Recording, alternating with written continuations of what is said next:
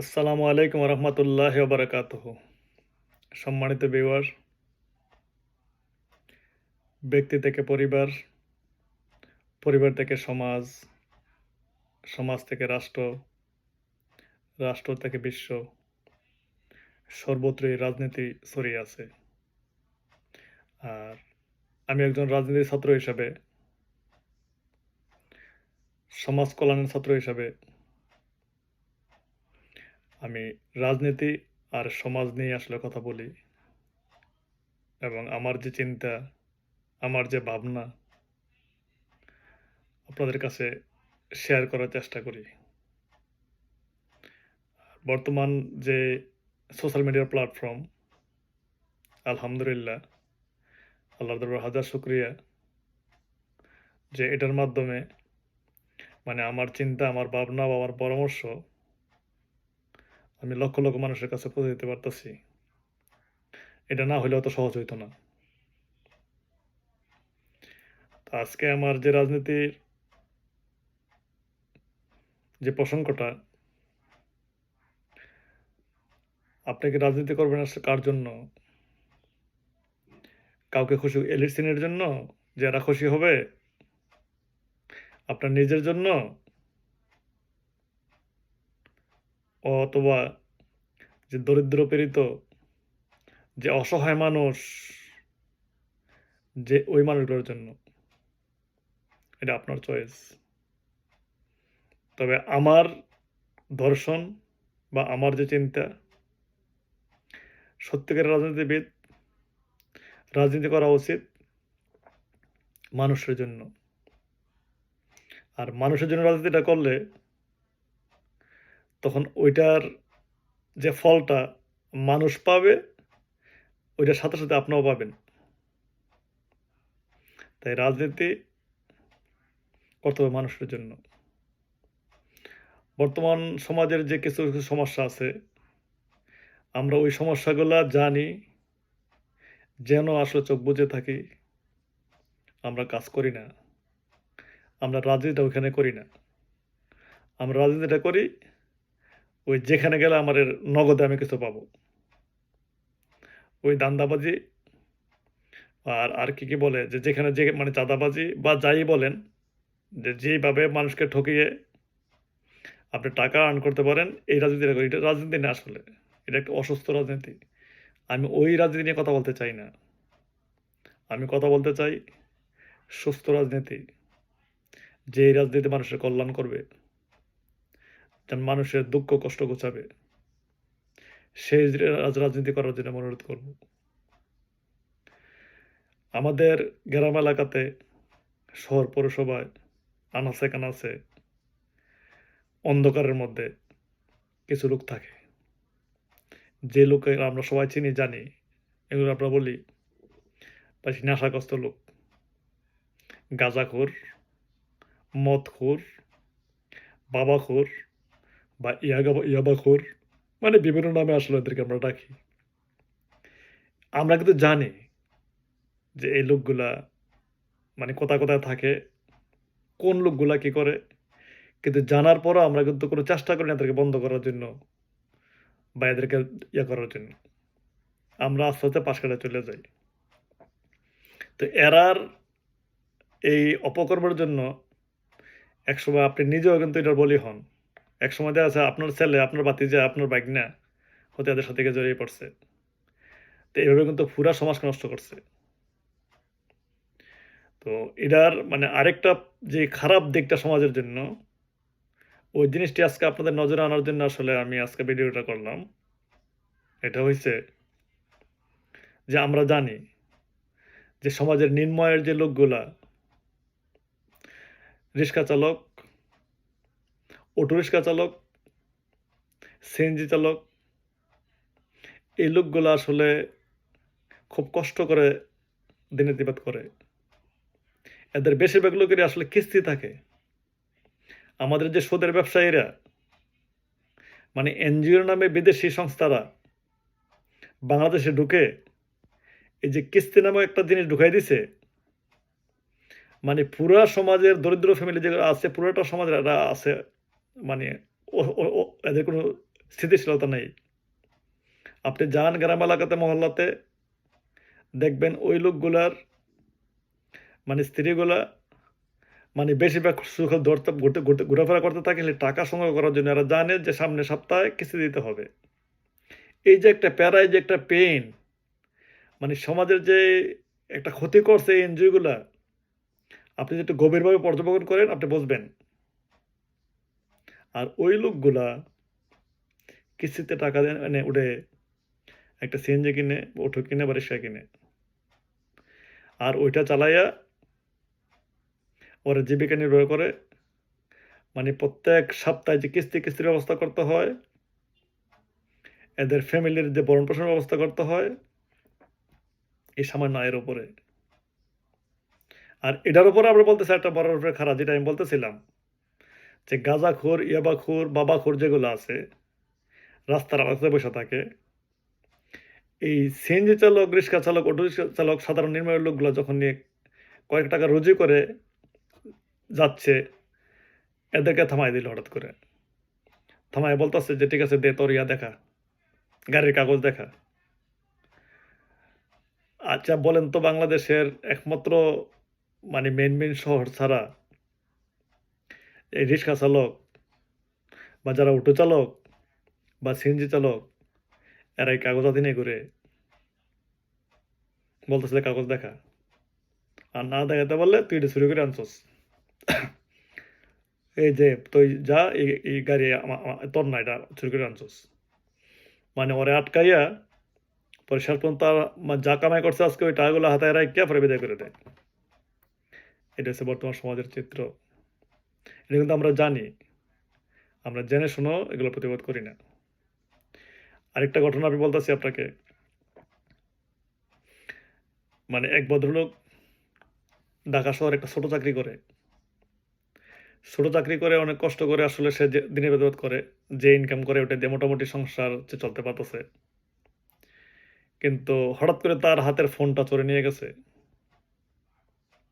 চোরে নেওয়ার পরে সে পুলিশে রিপোর্ট করছে। যাক, পুলিশ ৩-৪ মাস সময় নিছে, এটা বার করছে। বার করে কল করছে যে আপনার ফোনটা পাওয়া গেছে, ফোনটা নিয়ে যান। সে ফোন আনতে গেছে, পুলিশ বলতেছে যে ৫,০০০ টাকা খরচ হয়েছে, আপনার ফোনটা আনতে ৫,০০০ টাকা দেন। আচ্ছা বলেন তো, যে লোকটা সে নিম্ন আয়ে একটা চাকরি করে, নিম্নমানের একটা চাকরি করে, ওই চাকরির পয়সা দিয়ে সে কোনো রকম দিনে যাবত করে। আর পুলিশ হচ্ছে আমাদের ট্যাক্সের পয়সার পালিত পুলিশ, যাদের কাজ আমাদেরকে সেবা দেওয়া। আপনার মালটা হারাই গেছে, সে বার করে দেওয়া। সেইটা বার করে দিয়ে এসে ওর কাছে ৫,০০০ টাকা চাইলো।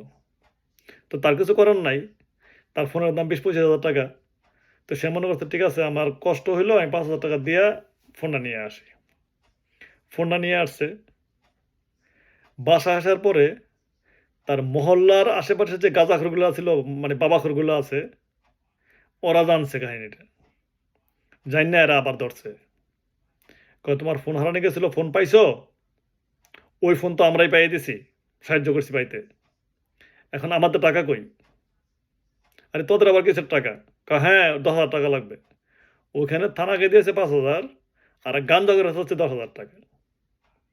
পরে সে মানে কোনো ইয়া না পায় ভয়ে সে যে কাজ করে যেখানে ওই কর্মস্থলে গেছে। যাওয়ার পর তার আশেপাশে যে লোকগুলো আছে ওদের সাথে গিয়ে বলল যে এই ওরা মানে কত বড় সাহস যে এই গাঁজাখোরগুলো তার সাথে সাথে তার অফিস পৌঁছতে গেছে। যাই বলতেছে হ্যাঁ ওইটা আমরা পাইয়ে দিছি, সে টাকা না দিলে তার বড় ধরনের ক্ষতি আমরা করব। তো ওই লোকের তো আসলে ফ্যামিলি আছে, তার সংসার আছে। সে ভয় পাচ্ছে যে একটা মানে মাতাল মানুষ বা গাঁজাখোর মানুষ, নেশাগ্রস্ত মানুষ যে কোনো মুহূর্তে যা কিছু করতে পারে। তো সে বলতেছে আমার তো টাকা নাই, তো আমি বেতন পাইলে সামনের মাসে তোমার কিছু টাকা দেবো। বলতেছে না, টাকা এখন দিতে হবে। কিন্তু তারা কোনোভাবেই পা ছাড়তেছে না। শেষ পর্যন্ত তার কলিগের কাছ থেকে ২,০০০ টাকা হাওলা তাইন্যা এই নেশাগ্রস্ত লোকটাকে দিয়া সেরিয়া তারপর সে মুক্তি পাইতে হয়েছে। এইটা হচ্ছে বর্তমান বাংলাদেশের সমাজের চিত্র। তো এটা কি আপনারা জানেন না? আমরা জানি না। আমরা রাজনীতি করি কার জন্য করি? আপনার মহল্লাতে মানে কয়টা গাঁজাখোর আছে, কয়টা বাবাখোর আছে, কয়টা নেশাখোর আছে আপনি জানেন না? জানেন তো। কেন প্রতিবাদ করেন না? কেন রাজনীতি করেন না এদেরকে নিয়ে? কেন আমরা ৫ জন লোক একসাথে হন না? যাইয়া রেল স্টেশন ইয়াতে যান, রিক্সা স্টেশনে যান, অটো স্টেশনে যান, যাইয়া এদেরকে আশ্বস্ত করেন না, বলেন না যে ঠিক আছে তোমার এই এলাকাতে এখন আর এগুলো চলবে না। যদি কোনো নেশাখোর, গাঞ্জাখোর, বাবাখোর এগুলো যদি তোমাদেরকে অত্যাচার করে আমাদেরকে বলবা। তাইলে বললে আমরা এটার প্রতিকার করব। আরে ভাই রাজনীতি করবেন, কিছু কইরা খান না। একটা গান মনে জানেন না, অনেকেই জানেন বা জানেন না। ওইটা হইছে, দয়াল বাবা কলা খাবা গাছ লাগাইয়া খাও। আপনি কলা যখন খাবেন গাছটা লাগাইয়া খান না। আপনি যখন ক্ষমতায় আসবেন, রাজনীতি করবেন, আরে আপনি তো মজাটা খাবেন। এটা স্বাভাবিক। যখন ডিলারশিপের লাইসেন্স নেবেন, মানে কোন কোনটা কাটছে, রাস্তার কাজ, ব্রিজের কাজ, কালভার্টের কাজ, বা বাজারের ইজারাদার, বাস স্টেশনের ডাক, বাজারের ডাক, আর সব তো আপনারা পাবেন, আপনারা তো নিবেন। এগুলো তো আর কেউ থামাবে না। তো যেহেতু নিবেন, এটা পাবেন, সুবিধা ভোগ করবেন, এখন কিছু কাজ করেন না। যান না এদের কাছে, অসহায় মানুষের কাছে যান, যে এদেরকে বলেন যে ভাই তোমাদের এই সমস্যা হইলো আমাদেরকে বললো, আমরা দেখবো। এদেরকে তো ৫-৭ জন একসাথে যান, যাই এদেরকে ধইরা নিয়ে যান, পুলিশের হাতে দেন, অথবা নিজের আচ্ছা মতো বানান। দেখবেন যখন একবার ধইরা ঠিকমতো কিছু বানাবেন, দেখবেন সব পুরা ঠিক হয়ে গেছে, এই গাঁজা করবে আর এগুলো এই কাজগুলো করবে না। কিন্তু আমাদেরকে প্রশ্রয় দিতেছি। তো এটারে বলে যে আসলে অন্যায় যে করে, অন্যায় যে সহে, সমান অপরাধী বোধ, মানে দুজন। কিন্তু আমরা কিন্তু আসলে ওইটা বুঝি না। আমরা কিন্তু আসলে দেখতেছি, কিন্তু না দেখার বান করে চলে যাচ্ছি। আর এদিকে অসহায় দরিদ্র মানুষগুলা, মানে এদের চোখের জলগুলো পড়তেছে। এরা কিছু কইতে শুনতে পারে না, কারণ এদের এদের যে এই কান্নার সুরটা বেশি দূরে যায় না। কারণ গরিব মানুষের মানে সুরটা প্রশাসন শোনে না, পুলিশও শোনে না। কিন্তু আপনারা যারা রাজনীতি করেন, মানে আপনার কণ্ঠ কিন্তু যায়। আপনি ইচ্ছা করলে পারেন। তো আপনারা করেন কাজটা, করলে আপনার সুবিধা হবে। আর এই আমরা যখন, মানে যারা রাজনীতি করেন বাংলাদেশে, কি করেন আপনারা?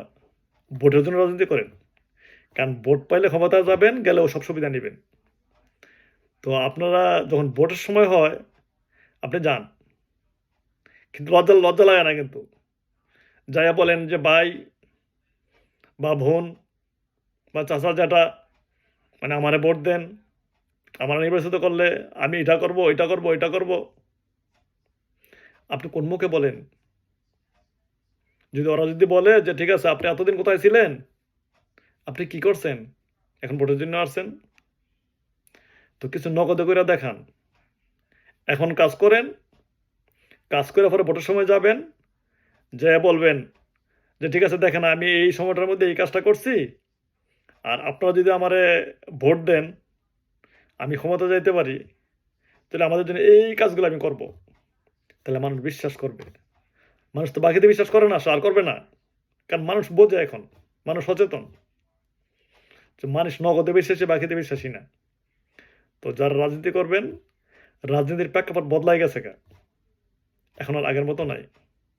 আগে কাজ করেন, দেখান যে আমি কাজ করছি, আর যে ওইটা করতে পারবেন তার কথাগুলি আসলে সহজে মানুষের কাছে যাবে, মানুষ নিয়ে নেবে। মানে ভোট আসলে তো এত কষ্ট, পয়সাটা কিনতে হয় না, কষ্ট করতে হয় না, ভোটের জন্য মারামারি করতে হয় না। আপনি মানুষের মন জয় করেন, যান গ্রাম এলাকাতে, মহল্লাতে যান, হাইটে এদেরকে বলেন যে ঠিক আছে আপনার জন্ম, মানে বাংলাদেশে একটা এখন যে বর্তমানে যে প্রধান সমস্যা, যে ওই যে জন্ম নিবন্ধনের কারো ভুল হইলে, বা জন্ম নিবন্ধন করা, মানে ভোটার আইডি কার্ড করা, ভোটার আইডি কার্ড সংশোধনী, তারপরে পাসপোর্ট করা, এই যে সমস্যাগুলো, বেসিক সমস্যাগুলো, এগুলোর জন্য অনেক হয়রানি হইতে হয়। যান এদেরকে আশ্বস্ত করেন না, যে বলেন যে আপনাদের এই সমস্যাগুলো আমি হেল্প করব। আর আপনি যখন যাবেন কারো একটা সংশোধনী করার জন্য, একটা ভোটার আইডি করার জন্য, জন্মনিবন্ধন নেওয়ার জন্য, যত সহজে পারবেন, একটা গরিব মানুষ, সাধারণ মানুষ যখন ওখানে যাবে তারা এত সহজে পারবে না, এদের জন্য অনেক কঠিন। তা আপনি যখন ওই কাজটা এদের জন্য করে দেবেন, এরকম শ্রদ্ধা ভরে স্মরণ রাখবে যে আপনি এই কাজটা এদের আগে করছেন। আর যখন ভোটে লেগে যাবেন, দেখবেন আপনি বলতে হবে না যে আমারে ভোট দেন। এরা আপনার জোর করে টেনে নিয়ে আসবে যে, "ভাই আপনি দাঁড়ান, আপনারে ভোট দেবো।" কারণ আপনি আমাদের সাহায্য করছেন। এগুলো ভেরি কমন টেকনিক। তো আমি আপনাদেরকে যারা রাজনীতি করেন, তো কাজ করে কিছু কাজ সমাজের জন্য কাজ করেন, মানুষের কল্যাণে কাজ করেন। করলে আপনারও ভালো হবে, সমাজের ভালো হবে। আর দরিদ্র মানুষগুলা এই যে সমস্যা আছে সমাজ থেকে বাইরে হতে পারবে। এটাই আসলে মানে করা উচিত। আর যদি করেন তাহলে আপনার মঙ্গল, দেশের মঙ্গল, বিশ্বের মঙ্গল এবং সারা পৃথিবীর মঙ্গল হবে। এই বলে আজকে শেষ করলাম। পরবর্তীতে অন্য কোনো বিষয় নিয়ে আসবো। আসসালামু আলাইকুম ওয়া রাহমাতুল্লাহি ওয়া বারাকাতুহু।